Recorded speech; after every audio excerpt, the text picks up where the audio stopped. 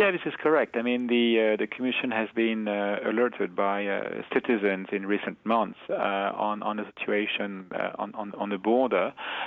We've had some letters being exchanged with the Spanish authorities, and we did write to the Spanish authorities saying that we have the intention to have a team of EU Commission experts going to the frontier to check precisely on the ground what had happened in recent months. But not until September or October. Why does it take so long? Well, this is quite. We did write to the Spanish authorities saying we want to do that, and the likely date will probably be September. The problem, of course, is that by then the queues may well be over, so you may find yourselves down here with a perfectly fluid frontier. Well, we'll have to see. I mean, the Spanish authorities have been telling the Commission that the system is working with proportionality, and this is precisely what we want to check. So you will have EU experts in the area of home affairs, but also taxation, probably justice and citizenship. I mean, we need to have a complete overview of what has been going on. The queues have been there for some weeks now, at least for a couple of weeks, with the queues of up to 5 hours and even 6 hours a couple of weeks ago. I'm sure you will have seen them, as will have many other people all over the world. Is there really a need for you to come here and see that for yourselves when the evidence is overwhelming? Everybody knows it's going on. Well, we've been, of course, seeing the images on television, but more importantly, we have been receiving complaints from EU citizens and citizens from Gibraltar, and we've been dealing with that. But again, it's also a matter between Spain and the UK to settle. You have to have in mind that since Gibraltar is not part of the Schengen area, Spain is entitled can have controls at the border, but the controls in question have to be proportionate. Again, exactly. As you say, it has to be proportionate, and everybody, including yourself, must see that they aren't proportionate. We are seeing indeed the situation, but we have to listen to all parties, and we have to see precisely what's going on. I noticed there that you were saying a moment ago, Mr. Vincent, that this is a matter that involves the UK and Spain. We normally find this a lot here in Gibraltar, that whenever there is an issue like this in which we expect the European Commission, the European Union to intervene, you try to make out that it's a bilateral matter. Surely this is not a bilateral matter. This is a case of a member nation of the EU infringing the rights of those in another EU territory. Yeah, this is correct. But again, you have to have in mind that we need to have a clear overview of what's going on. It's just not a question of watching television.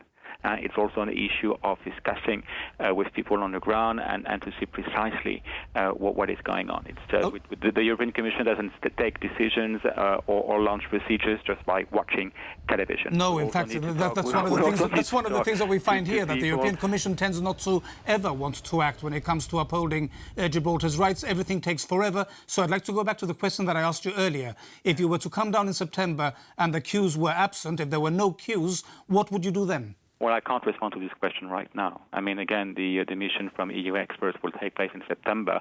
I can't tell you early August what will be the outcome of the mission. We will have to discuss precisely with people on the ground. OK, and can you tell me now whether this proposal, or at least this reported proposal by the Spanish government to impose a frontier charge, a frontier toll, is illegal, or do you have to wonder about that as well? Oh, I can't respond to this question for a very simple reason. We haven't seen anything official. No, but if it were the case, can you tell me, in a hypothetical situation where one member state wants to impose a frontier toll on another member state, is that against EU legislation or isn't it? Well, as a general rule, the European Commission does not respond to hypothetical questions. We try to respond to facts. And again, what we've been saying are statements from Spanish authorities, at least a minister, but we haven't seen anything concrete. I mean, of course, we will have to study carefully. What do you need to see, Mr. Vincent? What do you need to see? What is it that you need to see? What would constitute concrete proof or concrete evidence? A very simple proposal. If a member state wants to put forward a fee between two EU member states, the European Commission would have a look at it. Indeed, it would be a bit odd to have a kind of fee between two EU member states. Okay, so just to wind up... But again, I cannot make any comment on something a member state has not tabled, two, something the European Commission has, by definition, not seen.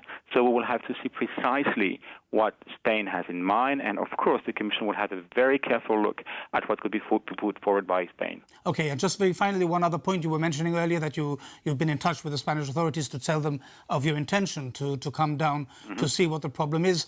Do I take it from that your investigation will centre only on the Spanish side, or will you also be crossing the border into Gibraltar to see and to hear the testimony of people here on the rock?